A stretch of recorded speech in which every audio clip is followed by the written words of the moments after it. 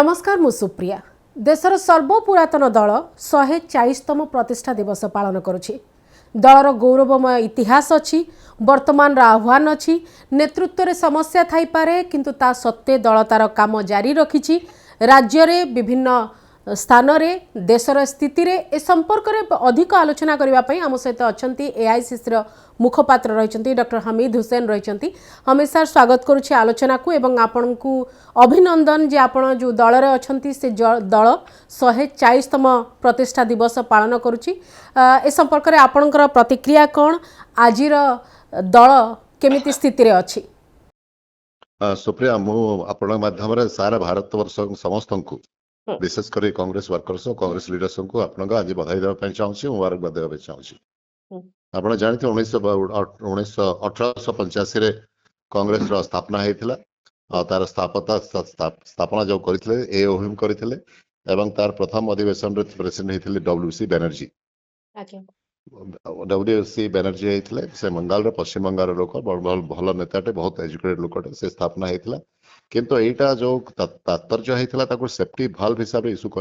Use करने कांग्रेस द्वारा प्रोत्साहित कराइला। कहीं कांग्रेस जो प्रकार 1857 जो प्रकार जो विद्रोह होता और लोक मान जो असंतोष थे सेफ्टी भाल्व विषय करने तैयारी कराइला। किंतु परवर्ती काल में आप देखिए 1905 आपणकर कांग्रेस गोटे बड़ परिवर्तन होता जो बंगाल डिविजन है सारा भारत वर्ष तार विरुद्ध आंदोलन है एवं कांग्रेस 1907 मसीह गोटे कांग्रेस विभाजन होता गोटे एक्सट्रीमिस्ट ट्रेंड और गोटे मॉडरेट ट्रेंड आरंभ होता कहीं किसी गुड़क लाल बाल पाल बाल गंगाधर तिलक विपिन चंद्र पाल एवं लाला लाजपत राय ए ग्रुप तार सहित अनिल बेसांत एवं अरविंद घोष एक्सट्रीमिस्ट मैंने भावुले कांग्रेस स्वाधीन हवा कथा कि मॉडरेट ट्रेंड मैंने चाहते आम कन्स्टिट्यूशन रिफॉर्म्स करके स्वाधीनता आम करवा। यहाँ हूँ 1909 मसीह पार्लियामेंट रिफॉर्म आसाला एवं 1911 मसीह आपंकर बेंगालुरु आपंकर कलकाता को कैपिटल शिफ्ट होता। 1916 मसीह से कांग्रेस एवं मुस्लिम लीग गोटे प्रकार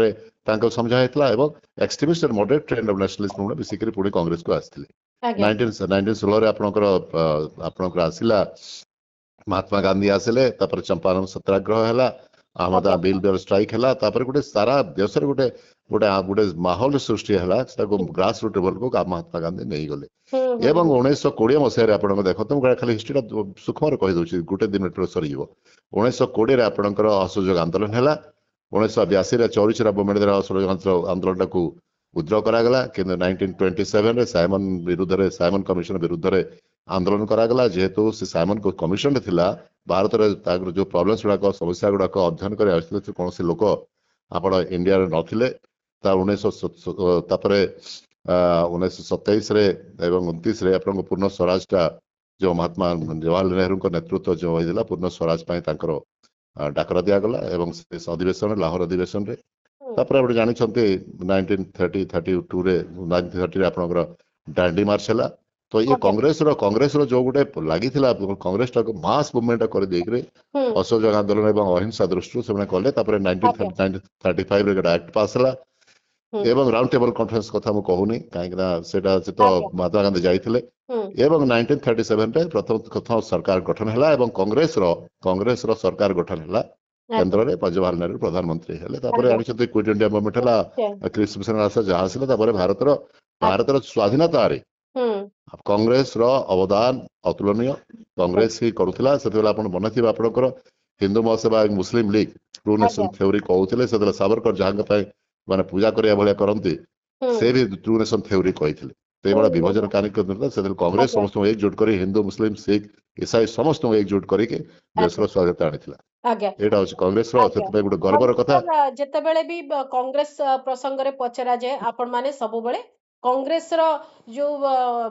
गौरवमय इतिहास विषय कहती किंतु गौरवमय इतिहास आ 2025 रे जेतेबेले कांग्रेस रो स्थिति विषय चर्चा हुए सेतेबेले दल आगे बहुत गुड़े आह्वान रो कथा आसे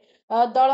जो परिस्थिति रे थिला जो परिस्थिति पार करके एजाए आसीथिला किंतु एबे बहुत गुड़े आह्वान अच्छी से दृष्टिकोण आज दिन में आपण केमती देखुचंती स्थिति? ନିଶ୍ଚିତ ଭାବରେ ଦେଖନ୍ତୁ ଆମେ ଏଣ୍ଟାୟାର ପ୍ରୋସେସଟା ହଉଛି 1947 ମସିହାରୁ ନେଇକରି 1914 ମସିହା ପର୍ଯ୍ୟନ୍ତ ଗୋଟେ ପ୍ରକାର ଆମର ଡେମୋକ୍ରାଟିକ ପଦ୍ଧତିରେ ସବୁ ଗୁଡାକ ଚାଲୁଥିଲା ହଁ ଏବଂ ଗଣତାନ୍ତ୍ରିକ ପଦ୍ଧତିରେ ଚାଲୁଥିଲା ସେକୁଲାର ଇଥସରେ ଚାଲିଥିଲା ତାକୁ ଆମେ ଯୋଉ ଫଣ୍ଡାମେଣ୍ଟାଲ୍ସ ଅଛି ଆମର କନଷ୍ଟିଟ୍ୟୁସନଟା ମାନିକି ଚାଲୁଥିଲୁ ହୁଁ ଚାहे ଆମ ସେଭରେଣ୍ଟି ହେଲା ସଭରେଣ୍ଟି ଆପଣଙ୍କର ଆମର ଇଣ୍ଡିଆର ସଭରେଣ୍ଟିଟା ଆମେ ବଜାୟ ରଖିଥିଲୁ ଆମେ ଇଣ୍ଡିପେଣ୍ଡେଣ୍ଟ ଫରେନ୍ ପଲିସି ଆମେ ଅକ୍ତିଆର କରିଥିଲୁ ହୁଁ କିନ୍ତୁ ହୁଁ ଆଜି ସେ ଜିନିଷରେ ବହୁତ କମ୍ପ୍ରମାଇଜ ହେଇଛି ଟ୍ରମ୍ପ ଆସିକି କହିଲେ ଯେ ଆପଣ ସରେଣ୍ଡର କରନ୍ତୁ ସେଥିରେ ଆପଣଙ୍କର ସ୍ୱାଧୀନତା ଆପଣ ଯୋଉ ସ୍ୱାଧୀନତା ସେଟାକୁ ଆଘାତ ପହଞ୍ଚିଛି ସେଇଭଳିଆ ଚାଇନା ମଧ୍ୟ ପଶି ଆସିଛି ଏବଂ ଆଜ୍ଞା ଲଦାଖରେ ମଧ୍ୟ 18ଟା ଖଣ୍ଡେ ପୋଷ୍ଟ ଆମର ଚାଇନା କବଜା କରି ତାର ସେ ସ୍ୱାଧୀନତା ଯୋଉ ବଜାୟ ରଖିବା କଥା ହୁଁ ଅଖଣ୍ଡତା ବଜାୟ ରଖିବା କଥା ସେଥିରେ କ୍ଷୁଣ୍ଣତା ଆସିଛି ଡେମୋକ୍ରେସିରେ ଗଣତନ୍ତ୍ର ଆଜ୍ଞା ପଦ୍ଧତିରେ ଭୋଟ ଚୋରି ମାଧ୍ୟମରେ ହଉ କି ଯୋଉ ମାନିପୁଲେସନ ହଉ କି ଟଙ୍କା ପଇସାର କାରବାର କି କେଉଁ ଇଲେକ୍ଟେଡ ଗଭର୍ଣ୍ଣମେଣ୍ଟକୁ ଭାଙ୍ଗି ଦେଇକରି ପୁଣି ନିଜ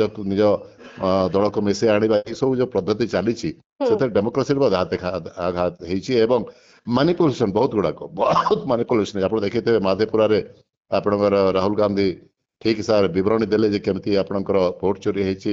ହରିୟାଣାରେ କେମିତି ଭୋଟ ଚୋରି ସବୁ ମେସିନେରୀ ଗୁଡାକ ଯୋଉ କନଷ୍ଟିଟ୍ୟୁସନାଲ ମେସିନେରୀ ଗୁଡାକୁ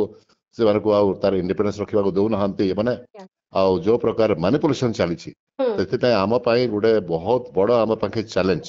ଆଜ୍ଞା ଏଇ ଚ୍ୟାଲେଞ୍ଜ ଭିତରେ ଆମକୁ ଗତି କରିବାକୁ ପଡୁଛି ଏବଂ ନିଶ୍ଚିତ ଭାବରେ ଆମକୁ ଆତ୍ମ ସମୀକ୍ଷା କରିବାର ଦରକାର ଅଛି ବହୁତ ଗୁଡା ତ୍ରୁଟି ବି ହଉଛି ଆମ ଦ୍ୱାରା ଆତ୍ମ ସମୀକ୍ଷା କରିକି ଆମକୁ ସେଇ ଯୋଉ ବିଜେପିର ଯୋଉ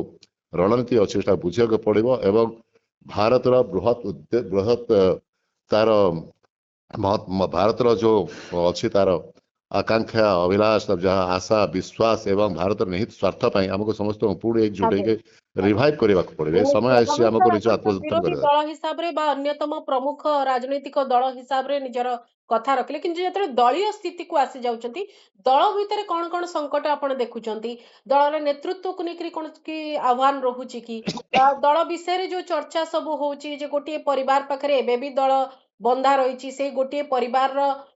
କଥାରେ ଦଳ ଚାଲିଛି ସେଇ ପ୍ରକାର ଯୋଉ କଥା ଗୁଡିକ ଆଜି ପର୍ଯ୍ୟନ୍ତ ଲାଗି ରହିଛି ଆରମ୍ଭରୁ ଏପର୍ଯ୍ୟନ୍ତ ସେଥିରୁ ଦଳ କେବେ ମୁକ୍ତି ପାଇବ ଏବଂ ଦଳ ଯେ ଗୋଟେ ଗଣତାନ୍ତ୍ରିକ ଉପାୟରେ ତାଙ୍କର ସବୁ କଥା ଚାଲିଛି ସେଇଟା କେବେ ପ୍ରତିପାଦନ କରିପାରିବ ସୁପ୍ରିୟା ଆପଣଙ୍କ ଯୋଉ କଥାଟା ଅଛି ପରିବାର କଥା କହୁଛନ୍ତି ମୁଁ ଦିଟା କଥା କହିବା ପାଇଁ ଚାହେଁ ପରିବାର କଥା ଗାନ୍ଧୀ ନେହେରୁ ଗାନ୍ଧୀ ପରିବାରଟା ଅଛି ରିଡ୍ କି ହଡ୍ଡି କେବଳ କଂଗ୍ରେସର ନୁହଁ କଣ ଆମର ଯୋଉ ଆମର ସଂସ୍କୃତି ଅଛି ଐତିହ୍ୟ ଅଛି ଆମର ପରମ୍ପରା ଅଛି ଯୋଉ ସେକୁଲାର କଲଚର ଅଛି କମ୍ପ୍ୟୁଟର କଲଚର ଅଛି ଗଣତନ୍ତ୍ର ପଦ୍ଧତି ଅଛି ଏବଂ ଇଣ୍ଟରନ୍ୟାସନାଲ ଯୋଉ ଫିଗର ଅଛି ଇମେଜ ଅଛି ହୁଁ ସେଥିଟା ହଉଛି ନେହେରୁ ଗାନ୍ଧୀ ପରିବାର ତାପରେ ଜବାହରଲାଲ ନେହେରୁଠୁ ନେଇକି ଆପଣଙ୍କର ରାଜୀବ ଗାନ୍ଧୀଠୁ ନିଅନ୍ତୁ ଇନ୍ଦିରା ଗାନ୍ଧୀକୁ ନିଅନ୍ତୁ କି ସୋନିଆ ଗାନ୍ଧୀକୁ ନିଅନ୍ତୁ ଏବଂ ହୁଁ ଆଜି ରାହୁଲ ଗାନ୍ଧୀ ମୁଁ ଆପଣ ଖାଲି ଗୋଟେ କଥା ପଚାରିବା ପାଇଁ ଚାହୁଁଛି ରାହୁଲ ଗାନ୍ଧୀ ଯେବେ ବିଦେଶରେ ଯାଉଛନ୍ତି ତାଙ୍କ ପ୍ରତି ଆକର୍ଷଣ ରହୁଛି ମୋଦି ଆଜ୍ଞା ଯଦି ସରକାର ନ ରହିକରି ପ୍ରଧାନମନ୍ତ୍ରୀ ନ ରହିକରି କେବଳ ନରେନ୍ଦ୍ର ମୋଦି ହେଲେ ତାଙ୍କ ପ୍ରତି ଆକର୍ଷଣ ରହିବ କି ପ୍ରଶ୍ନ ହୁଁ ଉଠୁନି ତ ହୁଁ ଗୋଟେ ଇଣ୍ଟରନ୍ୟାସନାଲ ଷ୍ଟାଚ୍ୟୁର ଆପଣ ଯଦି କହିବେ ଭାରତ ବର୍ଷରେ ପୁରା ପୃଥିବୀରେ ଦି ତିନିଟା ପରିବାର ବହୁତ ପପୁଲାର ଗୋଟିଏ ହଉଛି କେନେଡି ପରିବାର ଆମେରିକାରେ ଗୋଟେ ହଉଛି ଗାନ୍ଧୀ ପରିବାର ସେଇଭଳିଆ ପରିବାରର ଯଦି ନେତୃତ୍ୱ ନେଉଛି ତାହେଲେ ବହୁତ ଭଲ କଥା ଏବଂ ଦ୍ୱିତୀୟ କଥା ରାହୁଲ ଗାନ୍ଧୀଙ୍କ ପ୍ରତି ତାଙ୍କର ଯୋଉ ପ୍ରକାର ଛବି ବିଗଡେଇବା ପାଇଁ ଚେଷ୍ଟା ଚାଲିଛି ବିଜେପି ହୁଁ ଦ୍ୱାରା ଆପଣଙ୍କର କିଛି ଅଛପା ନୁହଁ ବହୁତ ପଇସା ଖର୍ଚ୍ଚ ହଉଛି ହୁଁ କିନ୍ତୁ କେତେ ପଇସା ଖର୍ଚ୍ଚ ହେଲେ ବି ରାହୁଲ ଗାନ୍ଧୀକୁ ଆପଣ ସେମାନେ କରିପାରୁନାହାନ୍ତି ଏବଂ ଇଣ୍ଟରନ୍ୟାସନାଲ ଫିଗର ହେଇକି ଏମର୍ଜି ଆଜ୍ଞା ବିଶେଷ କରି ଭାରତର ଜାଡ ଜୋଡ ଯାତ୍ରା ଯୋଉ ଆପଣ କରିଥିଲେ ଏବଂ 4000 5000 କିଲୋମିଟର ଖଣ୍ଡେ ଯୋଉ ବୁଲାବୁଲି କରିଛନ୍ତି ସାରା ଭାରତ ବର୍ଷ ବୁଲିଛନ୍ତି ସେଥିରେ ଲୋକମାନଙ୍କର ଗୋଟେ ଆଶା ଏବଂ ବିଶ୍ୱାସ ଜାଗ୍ରତ ହେଇଛି ଇଲେକ୍ସନ ଗୋଟେ ଅଲଗା କଥା ସୁପ୍ରିୟା ଆପଣ ଜାଣିଥିବେ ରାହୁଲ ଗାନ୍ଧୀ ଯେତେବେଳେ ପ୍ରେସିଡେଣ୍ଟ ଥିଲେ ସେତେବେଳେ ଛତିଶଗଡ ଆପଣଙ୍କର ଏବଂ ମଧ୍ୟପ୍ରଦେଶ ଏବଂ ରାଜସ୍ଥାନ ତିନିଟା ପ୍ରଦେଶ ଆମେ ଜିଣିଥିଲୁ ସୁଇପ୍ କରିଥିଲୁ ହୁଁ ହୁଁ କିନ୍ତୁ ସେଇଟା ରାଜନୀତିରେ ସେଇଟା ହୁଏ ସେଇଟା କମ ବେଶୀ ହୁଏ ମୁଁ କହିବାକୁ ଚାହିଁନି ଆମେ ବିହାରରେ ଆମର ବିଫଳତା ପାଇଁ କେବଳ ଖାଲି ଭୋଟ ଚୋରି ଦାୟୀ ବୋଲି କହୁନି କି ଆମର ଭିତରେ ମନ୍ଥନ କରିବାର ଦରକାର ହୁଁ ଆମ ବହୁତ ଗୁଡା ତ୍ରୁଟି ରହିଥାଇପାରେ କିନ୍ତୁ ସେଇ ସମୟରେ ଆପଣ ଭୁଲିବା କଥା ନୁହଁ ଯେ ଆମେ ଆମେ ସେଇ ସମୟରେ ଆମେ ଆଜ୍ଞା ୟା ଆଗରୁ ଆମେ ଜିଣିଥିଲୁ ଆମେ ଝାଡଖଣ୍ଡରେ ଜିଣିଥିଲୁ ଏବେ ଝାଡଖଣ୍ଡ ମୁଁ ତାଙ୍କର ଅଛି ପ୍ରଭାରୀ ଅଛି ମିଡିଆ ଡିପାର୍ଟମେଣ୍ଟର ପ୍ରଭାରୀ ଥିଲି ମୁଁ ହୁଁ ହୁଁ ଟ୍ୟାଲେଣ୍ଟ ହଣ୍ଟରେ ମୁଁ ଜାଣିଛି ଆଜ୍ଞା ଝାଡଖଣ୍ଡରେ ମୁଁ ସେ କେମିତି ଜିଣିଥିଲେ ପ୍ରସଙ୍ଗକୁ ତ ଯିବି ମୁଁ ସେ ପ୍ରସଙ୍ଗକୁ ଯିବି ବର୍ତ୍ତମାନ ସବୁଠୁ ବଡ କଥା ହଉଛି ଯେ ଦଳକୁ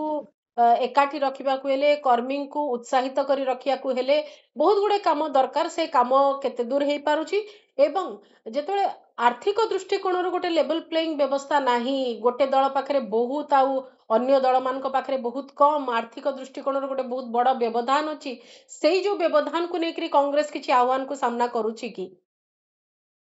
ନିଶ୍ଚିତ ଭାବରେ ସେଟା ଗୋଟେ ବଡ ଆମ ପାଇଁ ସମସ୍ୟା ହଉଛି ଯୋଉ ପ୍ରକାର ପଇସା ଖର୍ଚ୍ଚ ମାନେ କରୁଛନ୍ତି ଆଉ ଯୋଉ ପ୍ରକାର ତାଙ୍କର କରପସନ ଲିପ୍ତ ଅଛନ୍ତି ଏବଂ ବିଭିନ୍ନ ବିଭିନ୍ନ କାରଣ ଆପଣ ଦେଖ ରାଫେଲ କଥା ମୁଁ ବାରମ୍ବାର ଉଠାଏ ରାଫେଲରେ ଆପଣ ଦେଖନ୍ତୁ ରାଫେଲଟା ହଉଛି ୟୁଏଇ ଏବଂ ଇଜିପ୍ଟରେ ଯୋଉ ଦରରେ କିଣିଛନ୍ତି ଆପଣ ଦେଖିବେ ଦେଢ ଦୂରରେ ଆପଣ କିଣିଛନ୍ତି ମୁଁ ତାକୁ ପୁରା ଫିଗର୍ସ ଦେଇକି କହିଦେଇ ପାରିବି ଯେ ଆପଣଙ୍କର ଯୋଉ ଆମେ କେତେ ଟଙ୍କାରେ କିଣିଛୁ 855 ବିଲିୟନ ଡଲର ଆଜ୍ଞା। ଆମେ ମାତ୍ର 36 ରାଇଫଲ କିଣିଛୁ ଏବଂ ଆପଣ ଦେଖିଥିବେ ୟୁଏଇ କିଣିଛି 30ଟା ଖଣ୍ଡେ ୟୁଏଇ ଇଜିପ୍ଟ ଦେଖିବେ 30ଟା ଖଣ୍ଡେ ହୁଁ କିଣିଛନ୍ତି ସେମାନେ ସେମାନେ 4.5 ବିଲିୟନରେ ହୁଁ 2 ବିଲିୟନ ଡଲରର ଆପଣଙ୍କର ଘୋଟାଲା ହେଇଛି ଏବଂ ସେଥିରେ ପ୍ରଧାନମନ୍ତ୍ରୀ ନିଜେ ଲିପ୍ତ ହୁଁ ଆପଣ ଦେଖନ୍ତୁ ଅନିଲ ଅମ୍ବାନୀକୁ ସେଠୁ ଆଣିକି ମଝିରେ ପୁରେଇବା କଣ ଦରକାର ପଡିଛି ଏବଂ ଆଜ୍ଞା ପ୍ରଥମେ ସେ ପ୍ରାଇସ୍ ନେଗୋସିଏସନ ହେଇକରି ସେଟା ଥିବାରୁ ପ୍ରଧାନମନ୍ତ୍ରୀ ଡିକ୍ଲେୟାର କରିଦେଲେ ଯେ ନେଗୋସିଏସନ ହେଇଗଲା ଆମେ ଏଇଟା କିଣିବୁ ହୁଁ ସେମିତି ହୁଁ ହୁଏ କି ଆପଣ ପ୍ରାଇସ୍ ନେଗୋସିଏସନ କରିବା କଥା କମ୍ପିଟିଭ ଯୋଉମାନେ ଅଛନ୍ତି ଏବଂ ରାଫେଲର ଏବେ ଯୋଉ ହେଲା ମୁଁ କହିବାକୁ ଚାହୁଁନାହିଁ କାହିଁକି ରାଫେଲ ଆମେ ବି ଆଣିବା ପାଇଁ ଚାହୁଁଥିଲୁ ହୁଁ କିନ୍ତୁ ରାଫେଲଟା ଏବେ 5ଟା ଫାଇଟର ପ୍ଲେନ୍ସ ଭିତରେ 3ଟା ଫାଇଟର ପ୍ଲେନ୍ସ ଆଉ ରାଫେଲ ଆପଣଙ୍କର ପାକିସ୍ତାନ ତାକୁ ଖସେଇ ଦେଲା ସେଟା ହୁଁ ଆମର ଚିନ୍ତାର ବିଷୟ ସେଟା ଆଜ୍ଞା ତ ଆଜ୍ଞା ଆପଣ ଯୋଉ କଥା କହୁଛି ଆପଣ ଲେଭେଲ ପ୍ଲେଇଂ କଥା କହୁଛନ୍ତି ଆଜ୍ଞା ହଁ ଲେଭେଲ ପ୍ଲେଇଂ କଥା କହୁଛନ୍ତି ପଇସା ଟଙ୍କା ପଇସା ଏବଂ ବାହୁବଳରେ ଆମେ ତ ବିଜେପିକୁ ପାରିବ ନାହିଁ ହୁଁ ଆମେ ପାରିବୁ ସଂଗଠନ କରିକି ଆମେ ପାରିବୁ ଆମର ନୀତି ଆଦର୍ଶ ଏବଂ ମୁଦ୍ଦା ଉଠେଇକି ଆମେ ଗୋଟେ ଜନାନ୍ଦୋଳନ କରିବା ପାଇଁ ଆମେ ଚେଷ୍ଟା କରିବୁ ନିଶ୍ଚିତ ଭାବରେ ଏବଂ ତାର ପ୍ରକ୍ରିୟା ଚାଲିଛି ଆଜ୍ଞା ସେଇ ମୁଦ୍ଦାକୁ ସେଇ ସଠିକ ଭାବରେ ଦଳ ଉଠେଇ ପାରୁଛି କି ସଠିକ ଭାବରେ ମୁଦ୍ଦା ଉଠେଇ ପାରୁଛି କି ଲୋକଙ୍କ ଯାଏଁ ପହଞ୍ଚେଇ ପାରୁଛି କି କାରଣ ଯୋଉ ଦୁର୍ନୀତି ଯୋଉ କରପସନ କଥା ଆପଣ କହିଲେ ଯେମିତି ଆପଣଙ୍କ ସେ ଉପା 1 ଏବଂ ଉପା 2 ସମୟରେ ଯେତିକି ଗୁଡିଏ ଦୁର୍ନୀତିର କଥା ଆସିଥିଲା ତାକୁ ଯେମିତି ସର୍ବସମ୍ମୁଖକୁ ଅଣା ଯାଉଥିଲା ସେଥିରେ ଠିକ ଥିଲା କି ଭୁଲ ଥିଲା ତା ତ ପରବର୍ତ୍ତୀ ସମୟରେ କୋର୍ଟ କଚେରୀରୁ ଯାହା ଆସିଲା ତାର ରାୟ ଆସିଲା କିନ୍ତୁ ଯାହା ବି ଥିଲା ସେ ସମୟର ଯାହା ଘଟଣା ଥିଲା ତାକୁ ସାମ୍ନାକୁ ଅଣା ଯାଉଥିଲା ଏବେ ଆପଣ ସେଇ କ୍ରମରେ ଜିନିଷ ଗୁଡିକୁ ସାମ୍ନାକୁ ଆଣି ପାରୁଛନ୍ତି କି ସେଥିରେ ଦଳ ସଫଳ ହଉଛି କି ସାମ୍ନାକୁ ଆମର ଦୁର୍ଭାଗ୍ୟ ଯେ ଆମେ ଯୋଉ ପ୍ରକାର ନେତାଟେ ପାଇଛୁ ରାହୁଲ ଗାନ୍ଧୀଙ୍କ କୁ ଆମେ ଏବଂ ଖଡଗେ ତାଙ୍କର ଯୋଉ ପ୍ରକାର ତାଙ୍କର ଅଭିଜ୍ଞତା ଅଛି ତାଙ୍କର ହୁଁ ତାଙ୍କର ଯୋଉ ଇଏ ଅଛି ଏବଂ ଦଳିତ କାଷ୍ଟରୁ ହେଇକି ବି ଏତେ ବଡ ପଦବୀରେ ଅଛନ୍ତି ଏତେ ତାଙ୍କର ଏକ୍ସପିରିଏନ୍ସ ତାର ଆମର ଲାଭ ସେ ହିସାବରେ ପାଇପାରୁନୁ ହୁଁ ଆମକୁ ନିଶ୍ଚିତ ଭାବରେ ଗ୍ରାଉଣ୍ଡ ଲେଭଲକୁ ପହଞ୍ଚିବାକୁ ପଡିବ କିନ୍ତୁ ଗ୍ରାଉଣ୍ଡ ଲେଭଲ ଯୋଉ ଦେଖନ୍ତୁ ଆପଣ ବିଜେପିର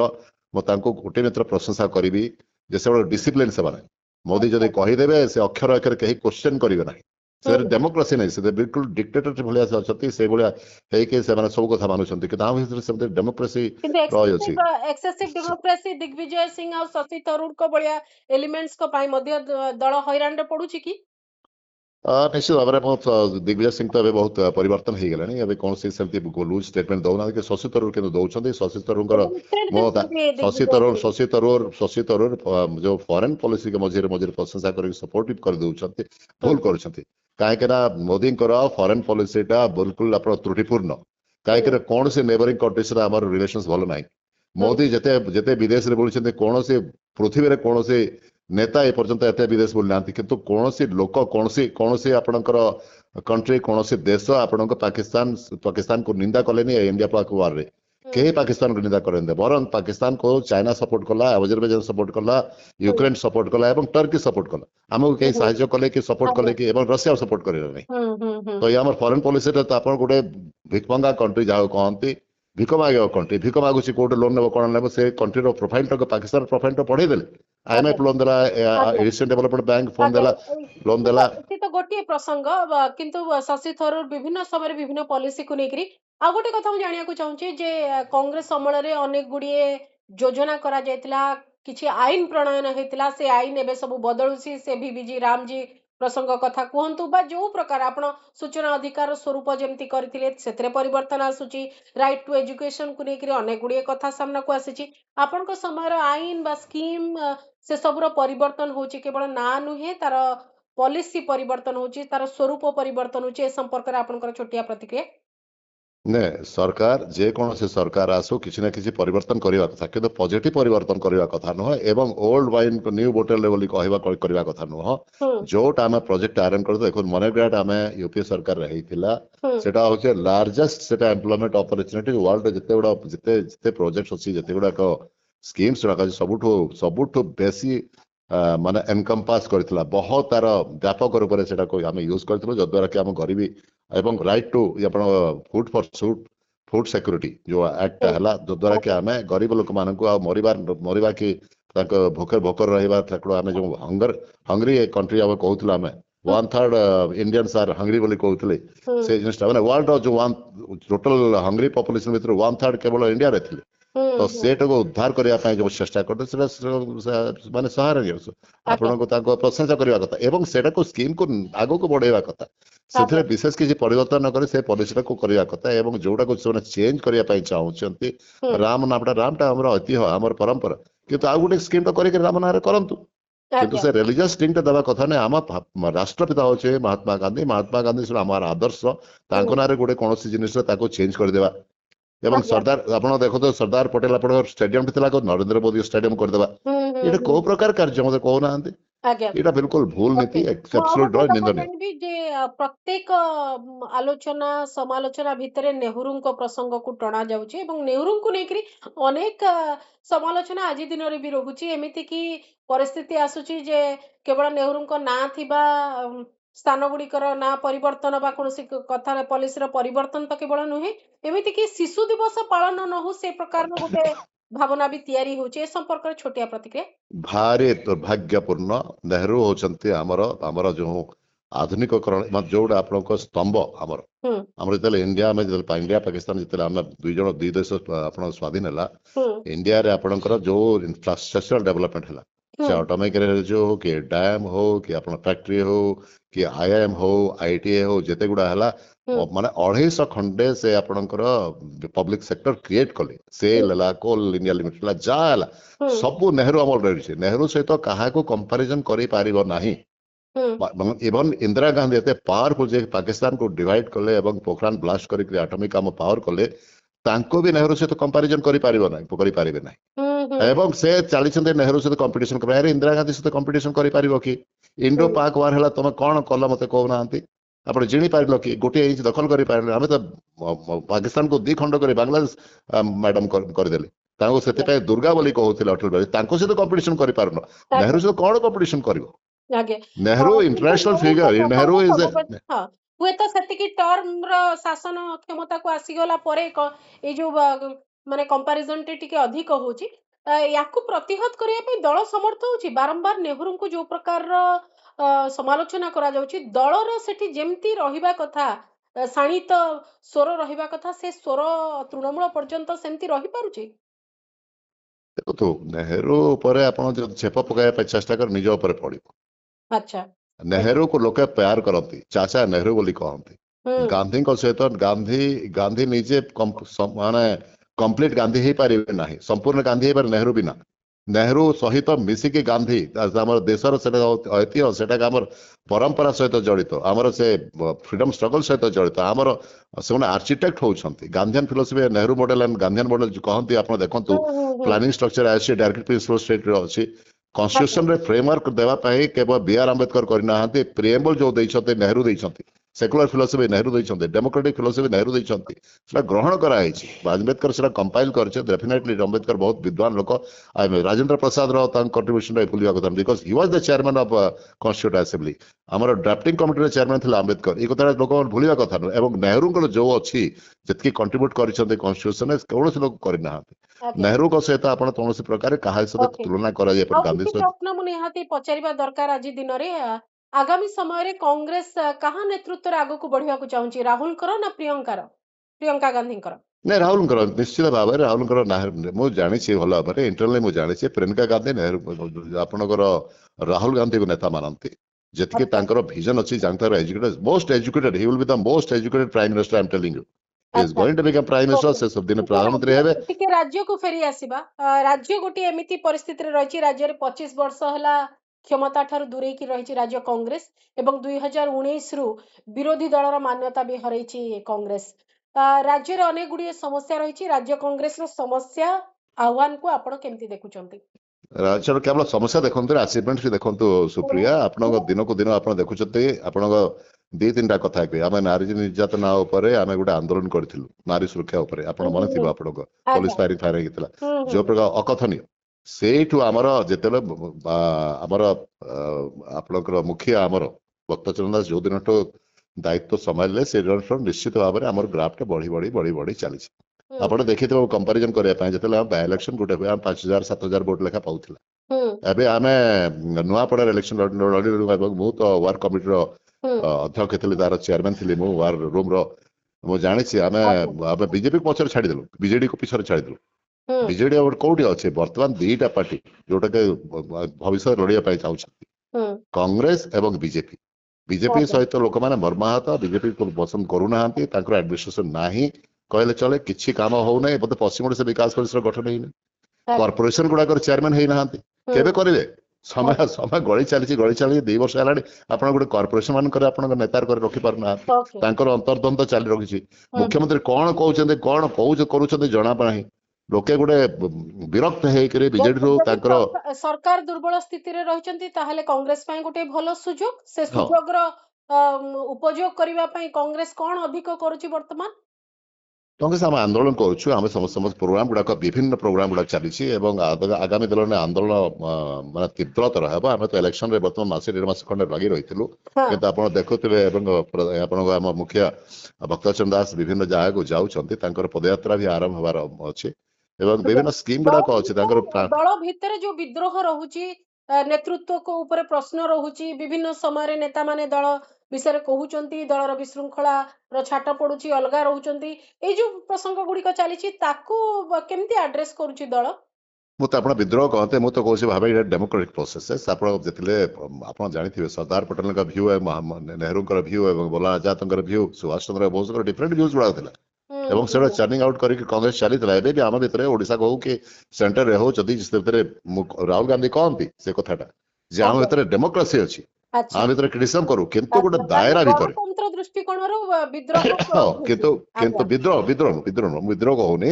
ମତଭେଦ କଥା କହୁଛି। ମତଭେଦ ରହିପାରେ, ବିଦ୍ରୋହଟା ଯେତେବେଳେ ହେବ, ଯେତେବେଳେ ପବ୍ଲିକରେ ଆପଣ କାହାକୁ କ୍ରିଟିସାଇଜ କରିବେ, ଲିଡରସିପ କ୍ରିଟିସିଜମ, ସେଟାକୁ ବିଦ୍ରୋହ କହନ୍ତି। ଆପଣଙ୍କର ତ ସବୁ ନେତା ପବ୍ଲିକରେ ହିଁ ଆସି କୁହନ୍ତି, ଦଳ ଭିତରେ ତାଙ୍କର ଯାହା ହେଲା ଦଳ ପ୍ଲାଟଫର୍ମରେ କମ କୁହନ୍ତି, ପବ୍ଲିକରେ ଅଧିକ ଆସି କୁହନ୍ତି। ସେଥିପାଇଁ ତ ସବୁବେଳେ କୁହାଯାଏ ନାଇଁ କେତେବେଳେ ସେଥିପାଇଁ ସିମ୍ବଲିକାଲି ଆପଣଙ୍କୁ ଆକ୍ସନ ବି ନେବାକୁ ପଡେ। ବାଧ୍ୟବାଧକତାରେ ମୁଖୀ ଭଳିଆ ଲୋକ ଟିକେ ପଦେ ପଦେ ତାଙ୍କର ବାଉଣ୍ଡରୀ କ୍ରସ କଲେ, ତାଙ୍କ ବିରୋଧରେ ଆକ୍ସନ ହେଇଗଲା, ଆକ୍ସନ ବି ହୁଏ। କିନ୍ତୁ କଥାଟା ସେଥିରେ ଯଦି ମୁଖୀ ବାବୁ ଯଦି ରହିଥାନ୍ତେ ଏବଂ ଦଳକୁ ସାହାଯ୍ୟ କରିଥାନ୍ତେ, ଦଳ ଆପଣ ନିଶ୍ଚିତ ଭାବରେ ଆହୁରି ମଜବୁତ ହେଇଥାନ୍ତା। ମୁଖୀ ବାବୁ ସେ କଥା ବୁଝିବା କଥା ଏବଂ ମୁଖୀ ବାବୁ ଦିନ ମତେ ଫୋନ କରିଥିଲେ, ସେ କଥାଟା କହିଲି ମୁଁ ତାଙ୍କୁ, ଏଇଟା ଭୁଲ କରିଛନ୍ତି। ଆପଣ ଯଦି ରହିକି ପାର୍ଟିଟାକୁ ମଜବୁତ କରିଥାନ୍ତେ, ଭବିଷ୍ୟତ ଉଜ୍ଜଳ ହେଇଥାନ୍ତା ସମସ୍ତଙ୍କର। କିଛି କିଛି ବ୍ୟତିକ୍ରମ ହୁଏ, ସବୁ ପାର୍ଟିରେ ହୁଏ, କୋଉ ପାର୍ଟିରେ ନାହିଁ। ମତେ କହୁନା, ଆପଣ ଜୟନାରାୟଣ ମିଶ୍ରକୁ ଦେଖୁନାହାନ୍ତି ବିଜେପିର, ଆପଣଙ୍କର ବିଜେପିରେ ବିଜେଡିରେ ଦେଖୁନାହାନ୍ତି, ଦି ଦଳ ହେଇଗଲାଣି, ଗୋଟେ Pandian group non Pandian group ହେଇଗଲାଣି। ସେଗୁଡାକ ହୁଏ, ପ୍ରୋସେସ। କିନ୍ତୁ କଂଗ୍ରେସ ଦଳରେ ଜଣେ କିଏ ଏଆଇସିସି ଜଣକୁ ଦାୟିତ୍ୱ ଦେବେ ରାଜ୍ୟ କଂଗ୍ରେସର, 2 ଦିନ ଯାଇ ନଥିବ 4 ଜଣ ବାହାରେ ଥିବେ ଦିଲ୍ଲୀ ଯାଇକିରି। ନା ସୁପ୍ରିୟା, ଏଇଥିପାଇଁ ହଉଛି ଯେ ବର୍ତ୍ତମାନ କଂଗ୍ରେସ ଲାଇମ ଲାଇଟ ରେ ଅଛି। ଯଦି କାମରେ ଯଦି ଯୋଉଟା ଯୋଉ ଲୋକ ଲାଇମ ଲାଇଟ ତାର ତ୍ରୁଟି ବି ଦେଖିବାକୁ ଲୋକ ଚେଷ୍ଟା କରନ୍ତି। ଭଲ କଥା ଯେ ଆପଣ ମାନେ ସେ ତ୍ରୁଟି ଦେଖୁଛନ୍ତି, କାହିଁକି କଂଗ୍ରେସରେ ଲାଇମ ଲାଇଟ ରେ ଅଛି ଆଜିକାଲି, ଲାଇଟ ଗ୍ରୋ କରୁଛି। ତାହେଲେ ଭଲ କଥା। ହମିଦ ସାର୍, ଏବେ ଟିକେ ବର୍ତ୍ତମାନକୁ ଫେରି ଆସିବା ଯେ କଂଗ୍ରେସ ବର୍ତ୍ତମାନ ଗୋଟେ କାର୍ଯ୍ୟକ୍ରମ, ପୁରା ଦେଶ ତମାମ ଗୋଟେ କାର୍ଯ୍ୟକ୍ରମ ଆରମ୍ଭ କରିଥିଲା, ଟ୍ୟାଲେଣ୍ଟ ହଣ୍ଟ। ଏଭଳି କାର୍ଯ୍ୟକ୍ରମର ଆବଶ୍ୟକତା କଣ ପଡିଲା ଏବଂ ନୂଆ ପିଢିକୁ ଯୋଡିବା ପାଇଁ, ତାଙ୍କୁ ମିଡିଆର ଦାୟିତ୍ୱ ଦେବା ପାଇଁ, ତାଙ୍କୁ ସୋସିଆଲ ମିଡିଆରେ ଦାୟିତ୍ୱ ଦେବା ପାଇଁ, ତାଙ୍କୁ ରିସର୍ଚ୍ଚ ୱାର୍କରେ ଦାୟିତ୍ୱ ଦେବା ପାଇଁ ଯୋଉ ପରିକଳ୍ପନାଟି କରାଗଲା, ସେଥିରେ ଦଳ କେତେ ସଫଳ ହେଲା? ଏବଂ ଯେହେତୁ ଆପଣ ବହୁତ ଭଲ ପ୍ରଶ୍ନ ପଚାରନ୍ତି, it's very dear to my heart. ଦେଖନ୍ତୁ, ରାହୁଲ ଗାନ୍ଧୀ ଯେଉଁଟା ଆସିଛନ୍ତି, ସେ ଟ୍ୟାଲେଣ୍ଟ ହଣ୍ଟ କରିବା ପାଇଁ ଚେଷ୍ଟା କରିଛନ୍ତି। ସେଥିରେ କିଛି ମାତ୍ରାରେ ସଫଳ ହେଇଛନ୍ତି, ବହୁତ ମାତ୍ରାରେ ବିଫଳ ହେଇଛନ୍ତି। କାହିଁକି ଆମ ସିଷ୍ଟମଟା ଏମିତି ଅଛି ଯେ ଆପଣଙ୍କର ହଉଛନ୍ତି କହନ୍ତି you know bad money puts out good money out of circulation, Gresham's law ଅଛି ଗୋଟେ ଆକ୍ରମଣ, ସେମିତି କରିକି ଭଲ ଭଲ ଲୋକମାନଙ୍କୁ ବାହାର କରିଦିଆ ହଉଛି। ସେଥିପାଇଁ ଏ ଗୋଟେ ପ୍ରକ୍ରିୟାଟା ଆରମ୍ଭ ହେଇଛି, ଯଦ୍ୱାରା ଆମେ ଦେଖୁଛୁ ଯେ ଆମେ ବିଜେପିର ଯୋଉ ମିଡିଆ ଡିପାର୍ଟମେଣ୍ଟ ଅଛି, ଯେ ମିସ୍ ଇନଫର୍ମେସନ ଡିପାର୍ଟମେଣ୍ଟ, ହ୍ୱାଟ୍ସଆପ୍ ଯୋଉ ଗ୍ରୁପ ଅଛି, ତାଙ୍କୁ ଆମେ ମ୍ୟାଚ୍ କରିପାରୁନୁ, ନିଶ୍ଚିତ ଭାବରେ ଆମେ ମ୍ୟାଚ୍ କରିପାରିନୁ। ସେଥିପାଇଁ ଆମକୁ କାହିଁକି ନା ମ୍ୟାଚ୍ କରିପାରନ୍ତୁ, କିନ୍ତୁ ଯୋଉ ଗୋଦି ମିଡିଆ, ଯୋଉ ବିଭିନ୍ନ ଯୋଉ ଗ୍ରୁପ ଗୁଡାକୁ, ମିଡିଆ ଗ୍ରୁପ ଗୁଡାକୁ ବିଜେପି ହାତେଇ ନେଇଛି ଆଉ କିଣି ପକେଇଛି,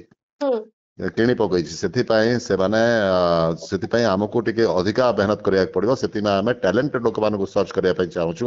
ଆମେ ସୋସିଆଲ ମିଡିଆ, ପବ୍ଲିସିଟି ଡିଭିଜନ ଏବଂ ରିସର୍ଚ୍ଚକୁ ବି ମଜବୁତ କରିବା ପାଇଁ ଚାହୁଁଛୁ। ମୁଁ ଆପଣଙ୍କୁ ମୋ ନିଜର ଅଭିଜ୍ଞତା କହୁଛି, ମୁଁ ଝାଡଖଣ୍ଡର ଦାୟିତ୍ୱ ଥିଲି ଟ୍ୟାଲେଣ୍ଟ ହଣ୍ଟରେ। ଆମେ ସେଟା ପ୍ରକ୍ରିୟା କଲୁ, ଆମ ପ୍ରତ୍ୟେକ ଡିଷ୍ଟ୍ରିକ୍ଟରେ ଆମେ ପ୍ରେସ୍ କନଫରେନ୍ସ କଲୁ ଏବଂ ଜୋନାଲ ଲେଭଲରେ ଇଣ୍ଟରଭ୍ୟୁ ମୁଁ ଝାରଖଣ୍ଡକୁ 8ଟା ଜୋନରେ ଡିଭାଇଡ କରିଥିଲି ଯଦ୍ୱାରା କି 8ଟା ଜୋନରୁ ଆପଣ ପ୍ରକ୍ରିୟା ଆସିକି ପ୍ରାୟ 200-250 ଲୋକ ଆସିଲେ ସେ ଭିତରୁ ମୁଁ 60 ଲୋକଙ୍କୁ 70 ଲୋକଙ୍କୁ ମୁଁ ଆଣିଲି ଷ୍ଟେଟ୍ ଲେଭଲରେ କମ୍ପିଟିସନ ହେଲା ଏବଂ ମୁଁ ବର୍ତ୍ତମାନ 20-25 ଲୋକଙ୍କୁ ରେକମେଣ୍ଡ କରି ଯୋଉଟାକି ସେଣ୍ଟରରେ ଏବଂ ପିସିସି ଲେଭଲରେ ସେମାନେ ଆସିବେ ୟଙ୍ଗ ପିଲା ଗୁଡାକ ଡାଇନାମିକ ପିଲା ଗୁଡାକ ମୁଁ ତ ଆଶ୍ଚର୍ଯ୍ୟ ହେଲି 2ଟା ଆଦିବାସୀ ପିଲା ଏତେ ଏଜୁକେଟେଡ ଏତେ ଭଲ କହୁଛନ୍ତି ତାଙ୍କୁ ମୁଁ ଆଜି ମୋ ପିସିସି ରେ ଆଡଜଷ୍ଟ କରିବା ପାଇଁ ଚେଷ୍ଟା କରୁଛି ଗୋଟେ ୟାଦବ କମ୍ୟୁନିଟି ପିଲାଟେ 28 ବର୍ଷ ପିଲାଟେ ଟ୍ରେମେଣ୍ଡସ୍ କାପାସିଟି ଗୋଟେ ପିଲାଟେ ଅଛି ଆପଣଙ୍କର କୈସବ ବୋଲିକରି ଆପଣଙ୍କର କୈସବ ବୋଲିକି ପିଲାଟେ ଅଛି ଆପଣଙ୍କର ଦେଖିବେ ବୋକାରୁ ମାନେ ଏତେ ନଲେଜେବଲ 20 ଇୟର୍ସ ର ଅନମ୍ୟାରିଡ ପିଲାଟେ ଦ୍ୱାରା ଆକର୍ଷିତ ହେଇକିରି ଏ ଟ୍ୟାଲେଣ୍ଟ ହଣ୍ଟ କୁ ଆସିଥିଲେ ଆପଣଙ୍କ ଶୁଣନ୍ତୁ ସେ ଆପଣ ପ୍ରକ୍ରିୟା ଆରମ୍ଭ ହେଇଛି କେବଳ କଂଗ୍ରେସ ଲୋକମାନଙ୍କୁ ଉତ୍ସାହିତ କରୁନାହୁଁ କଂଗ୍ରେସ ଆଇଡିଓଲୋଜି ଯୋଉମାନେ ମାନେ ତାଙ୍କ ବିଚାରକୁ ତାକୁ ସେ ସପୋର୍ଟ କରନ୍ତି ଏବଂ ଦେଶ ପ୍ରେମ ଅଛି ଡେମୋକ୍ରାଟିକ ଭ୍ୟାଲ୍ୟୁଜ ଉପରେ ବିଶ୍ୱାସ କରନ୍ତି ଏବଂ ଡିକ୍ଟେଟରସିପ ବିରୁଦ୍ଧରେ ସେମାନେ ସ୍ୱର ଉତ୍ତୋଳନ କରିପାରିବେ ସେଇଭଳିଆ ଟ୍ୟାଲେଣ୍ଟ ମାନଙ୍କୁ ନିଆଯାଇଛି ବହୁତ ଗୁଡା ଲୋକ ଅଛନ୍ତି ଯେଉଁମାନେ ଷ୍ଟୁଡେଣ୍ଟସ ଅଛନ୍ତି ପ୍ରଫେସର ଅଛନ୍ତି ଟିଚର୍ସ ଅଛନ୍ତି ମିଡିଆରେ ଅଛନ୍ତି ସିଭିଲ ସୋସାଇଟିରୁ ବିଭିନ୍ନ ସ୍ତରରୁ ନିଆଯାଇଛି ଏଇଟା ଗୋଟେ ପ୍ରକ୍ରିୟା ସେଥିପାଇଁ ଏଇ ପ୍ରକ୍ରିୟା ଭିତରେ ଡିସ୍କସନ ରେ କଣ କଣ ଯୋଉ ଗ୍ରୁପ ଡିସ୍କସନ ଆପଣ ମାନେ କରୁଥିଲେ ବା କୌଣସି ପ୍ରସଙ୍ଗରେ କୋଉ ପ୍ରସଙ୍ଗରେ ମୂଳତଃ ପିଲାମାନେ କହିବାକୁ ଭଲ ପାଉଥିଲେ ଏବଂ ତାଙ୍କର ବେଶୀ ସେମାନଙ୍କର ଦକ୍ଷତା ଆପଣ ସେଥିରେ ବାରି ପାରିଲେ ଦେଖନ୍ତୁ ମୁଁ ଯାହା ପ୍ରେମ କରୁଥିଲି କ୍ୱେଶ୍ଚନ ସେ ହଉଥିଲେ ଯେ ଫରେନ୍ ପଲିସିରେ ଆମର ଫରେନ୍ ପଲିସିରେ ଠିକ ଚାଲିଛି ନା କଣ ପରିବର୍ତ୍ତନ ହେବା ଦରକାର ନମ୍ବର 1 ନମ୍ବର 2 ଆମର ଗଣତନ୍ତ୍ର ପଦ୍ଧତି ଆଉ ଗଣତନ୍ତ୍ର ଯୋଉ ଗଣତାନ୍ତ୍ରିକ ସଂଗଠନ ଗୁଡାକ ଅଛି କନଷ୍ଟିଟ୍ୟୁସନାଲ ଏଇଟା ସାମ୍ବାଦିକ ଯୋଉ ବ୍ୟବସ୍ଥା ଅଛି ଯୋଉ ଇନଷ୍ଟିଟ୍ୟୁସନ ଗୁଡାକ ଅଛି ତା ଉପରେ ଆଘାତ ହଉଛି କି ନାହିଁ ଏବଂ ଆପଣ ଜଙ୍ଗଲ ଜମି ଯୋଉ ଆପଣଙ୍କ ଆଦିବାସୀ ମାନଙ୍କର ତାଙ୍କର ଅଧିକାର କ୍ଷୟକ୍ଷତି ହଉଛି କି ନାହିଁ ଏଇଭଳିଆ କଥା ଗୁଡା ଭୋଟ ଚୋରି ବି ଗୋଟେ ସବଜେକ୍ଟ ଥିଲା ଏଇଭଳିଆ ସବଜେକ୍ଟ ଗୁଡାକ ଉପରେ ଆମର ଡିବେଟଟା ହେଇଛି ଏବଂ ଇଣ୍ଟରଭ୍ୟୁରେ ଆପଣଙ୍କ କହିଦଉଛି ଆପଣଙ୍କ ଇଣ୍ଟରଭ୍ୟୁରେ ଥିଲା ଆପଣଙ୍କର କମ୍ୟୁନିକେସନ ସ୍କିଲ ଆଇଡିଓଲୋଜିକାଲ କମିଟମେଣ୍ଟ ତାପରେ ଆପଣଙ୍କର ପର୍ସନାଲିଟି ହଉଛି ତାପରେ ଆର୍ଗୁମେଣ୍ଟସ କେମିତି କରୁଛନ୍ତି ଓଭରଅଲ ପର୍ସନାଲିଟି କେମିତି ଏବଂ ଇଣ୍ଟରଭ୍ୟୁରେ କେମିତି କରୁଛନ୍ତି ଏଗୁଡାକ ବିଭିନ୍ନ ଗୋଟେ ପ୍ରକ୍ରିୟା ଦେଖିକିରି ସେମାନେ ବର୍ତ୍ତମାନ ଏଆଇସିସି ବା ପିସିସି ଯୋଉଥିରେ ସେମାନଙ୍କୁ ଆଡଜଷ୍ଟ କରାଯିବ ଏବଂ ଆଗାମୀ ସମୟରେ ସେମାନଙ୍କର ଦକ୍ଷତାକୁ ଦଳ ଉପଯୋଗ କରିବ ସୁପ୍ରିୟା ମୋ ପାଇଁ ବହୁତ ଖୁସିର କଥା ଯେ ମୁଁ ଜଣେ ମାତ୍ର କେବଳ ଗୋଟେ ସ୍ପୋକ୍ସ ପର୍ସନଟେ ଅଛି ଏବଂ ମାତ୍ର ମୁଁ କେବଳ ଏକୁଟିଆ ଅଛି ଓଡିଶାରୁ ଏଆଇସିସି ରେ ସ୍ପୋକ୍ସ ପର୍ସନ ଅଛି ମତେ ଯୋଉ ଗୁରୁ ଦାୟିତ୍ୱ ଦିଆଯାଉଛି ଏଆଇସିସି ର ସ୍ପୋକ୍ସ ପର୍ସନ ଚୟନ କରିବା ପାଇଁ ଭାବିତ କହ ମତେ କେତେ ଆନନ୍ଦ ଲାଗୁଥିବା କେତେ ଖୁସି ଗର୍ବ ଏଆଇସିସି ର ସ୍ପୋକ୍ସ ପର୍ସନ ହିସାବରେ ଆପଣ ତ ଝାଡଖଣ୍ଡର ଦାୟିତ୍ୱ ପାଇଲେ ଓଡିଶାରେ ଟ୍ୟାଲେଣ୍ଟ ହଣ୍ଟ ର କଣ ପରିସ୍ଥିତି ରହିଲା ଓଡିଶାରେ ଯୁବକ ମାନେ କେତେ ଆଗ୍ରହୀ ହେଲେ ଦଳ ସହିତ ରହିବା ପାଇଁ ଦଳର କାମ କରିବା ପାଇଁ ସେ ସମ୍ପର୍କରେ ଆପଣଙ୍କର ମତ ହଫିଜ ଅବ୍ବାସ ରହିଥିଲେ ହଫିଜ ଅବ୍ବାସ ଆମର ଦାୟିତ୍ୱରେ ଥିଲେ ମୁଁ ତାଙ୍କର ସେ ମୋର କଲିଗ ସେ ଏଆଇସିସି ର ସ୍ପୋକ୍ସ ପର୍ସନ ଅଛନ୍ତି ଏବଂ ସେ ୱାର୍ଲଡ ଟ୍ରାଭେଲ ବହୁତ ବଢିଆ କରିଛନ୍ତି ସେ ଇଣ୍ଟରନ୍ୟାସନାଲ ତାଙ୍କର ଏକ୍ସପୋଜର ବହୁତ ଅଛି ସେ ଲୋକଙ୍କୁ ଦିଆହେଇଥିଲା ଏବଂ ଏଠି କନଭେନର ଥିଲେ ଆମର ଅରବିନ୍ଦ ବାବୁ କିନ୍ତୁ ଯୋଉ ପ୍ରକାର ପ୍ରକ୍ରିୟା ହେବା କଥା ଝାରଖଣ୍ଡ ରହିଛି ସେ ପ୍ରକାର ପ୍ରକ୍ରିୟା ଏଇ ଜାଗାରେ ହେଇନାହିଁ କାହିଁକିନା ମୋର ବି ବୋଧେ ଇନଭଲଭମେଣ୍ଟ ଏଇଟା ରହିବା ଦରକାର ଥିଲା ସେଟା ମୋର ହେଇନାହିଁ କିନ୍ତୁ ହେଲେ ବି ଯାହା ହେଇଛି ମୁଁ ଯାହା ଅନୁମାନ କରୁଛି ଫାଇନାଲ ଷ୍ଟେଜରେ ଆପଣଙ୍କ 41 ଜଣ ଆସିଥିଲେ 41 ପର୍ସନ ଝାରଖଣ୍ଡ 70 ଜଣ ଶୁଣିବାକୁ ମିଳିଲା ଯେ ମୁକିମଙ୍କର ଦଳ ସହିତ ଯାହା ବି ହେଲା ଘଟଣା ତାର ଗୋଟେ ପ୍ରଭାବ ପଡିଲା ଏଇ ଯୋଉ ଟ୍ୟାଲେଣ୍ଟ ହଣ୍ଟ ପ୍ରକ୍ରିୟା ଉପରେ ୟାର ସତ୍ୟତା ଅଛି ନା ନାହିଁ ମୁଁ କହିପାରିବି ନାହିଁ କିନ୍ତୁ କଟକରେ ମୁଁ ଯାହା ଶୁଣିଲି ଅଫିସର ବାସ ମତେ କହୁଥିଲେ ଯେ 60 ଜଣଙ୍କୁ ଡକା ହେଇଥିଲା ଏବଂ ସେଥିରେ ମାତ୍ର 20-25 ଜଣ ଆସିଲେ ତ ସେ କାରଣଟା ସେ ମୁଖିମ ନା କଣ ମୁଁ ସେଟା କହିପାରିବିନି କିନ୍ତୁ ଟିକେ ଚର୍ଣ୍ଣିଂ ଆଉଟ କରିବା ଦରକାର ଥିଲା ଏବଂ ଯୋଉମାନେ ଆପ୍ଲାଏ କରିଛନ୍ତି ସେଟାକୁ ରିଲୁକ୍ କରିବା ଆବଶ୍ୟକତା ରହିଛି ବୋଲି ଭାବୁଛି ଓକେ ଆଉ ଗୋଟେ ଶେଷ ପ୍ରତିକ୍ରିୟା ମୁଁ ଚାହିଁବି ଦଳ ଟ୍ୟାଲେଣ୍ଟ ହଣ୍ଟ କରୁଛି ଟ୍ୟାଲେଣ୍ଟ କୁ ଖୋଜିବା ପାଇଁ ବାହାରୁଛି ଦଳକୁ ଖୋଜିକିରି ଟ୍ୟାଲେଣ୍ଟ କାହିଁକି ଆସୁନାହାନ୍ତି ଦଳ ପାଖକୁ ଦଳର ଯୋଉ ଆକର୍ଷଣ ରହିବା କଥା ଆପେ ଆପେ ଗୋଟେ ବିଚାରକୁ ନେଇକିରି ଦଳ ପ୍ରତି ଆଗ୍ରହ ବଢିବା କଥା ସେ ଜିନିଷଟା କାହିଁ ହେଇପାରୁନି ନା ଆପଣ ବିଲକୁଲ ନାହିଁ ଆପଣଙ୍କ ଯୋଉ ଆମେ ଟ୍ୟାଲେଣ୍ଟ ହଣ୍ଟ ଏଥିପାଇଁ କଲୁ ଯେ ବହୁତ ଲୋକ ଆପ୍ରୋଚ କଲେ କଂଗ୍ରେସ ଆଇଡିଓଲୋଜିକୁ ଏବଂ କଂଗ୍ରେସର ବର୍ତ୍ତମାନ ଦରକାର ଅଛି କଂଗ୍ରେସକୁ ପାୱାର ଆସିବା ଦରକାର କାହିଁକି ଗଣତନ୍ତ୍ରକୁ ସେକୁଲାର କଲଚରକୁ ଆମର ଯୋଉ ଗଙ୍ଗା ଯମୁନି ତହଜିବକୁ ବଚେଇବା ପାଇଁ ଏବଂ ଡିଫରେଣ୍ଟ କନଷ୍ଟିଟ୍ୟୁସନାଲ ଅଥରିଟିଜକୁ ବଚେଇବା ପାଇଁ ଯୋଉ ଅଛନ୍ତି ବିଭିନ୍ନ କଂଗ୍ରେସ ବାହାରେ ବହୁତ ଲୋକଟା ଇଣ୍ଟରେଷ୍ଟ ଦେଖେଇଲେ ବୋଲିକିରି ଆମେ ସେଟାକୁ ବୋଧେ ୱାନ୍ ଅଫ ଦ ଫ୍ୟାକ୍ଟର ଯେଦ୍ୱାରା ଆମେ ଟ୍ୟାଲେଣ୍ଟ ହଣ୍ଟ ଆମେ କରିଛୁ ଏବଂ ଟ୍ୟାଲେଣ୍ଟ ହଣ୍ଟ ଦ୍ୱାରା ଯୋଉ ଆସିବ ଆପଣଙ୍କ ସୁପ୍ରିୟା ମୁଁ କହୁଛି ପୁରା ଦେଶ ବ୍ୟାପୀ ହେଇଛି तो जो टैलेंट उभरी आसीबो सेथिरे आमे बीजेपी को मुकाबला करके बीजेपी को परास्त करिबारे सक्षम बोली आशा करूछी। ओके तार अर्थ दल प्रति लोकंकर आग्रह अछि। बहुत अच्छी ओके राहुल गांधी के प्रति विशेषकर प्रियंका गांधी प्रति आगे बहुत आग्रह अच्छी। ओके बहुत बहुत धन्यवाद लंबा समय पर्यंत आम कथा हेले जेहेतु आज दलर प्रतिष्ठा दिवस थिला एवं आपण ओडिसा रु एकमात्र एआईसीसी मुखपात्र तेणुकरी आपण जातीय स्तर रे जो प्रसंग दल पई रखुचंती आम राज्य स्तर रे भी आपनठु जानिबा को चाहूतलु जे कोन कोन कार्यक्रम दलर चालिछि दलर आगामी कोन पदक्षेप रहिबो एवं दल देश पई एवं दल निज पई कोन करबा को चाहूछि से संपर्क रे आपनठु जानुतलु ए स्वतंत्र आलोचना को एठी रखुछि। नमस्कार।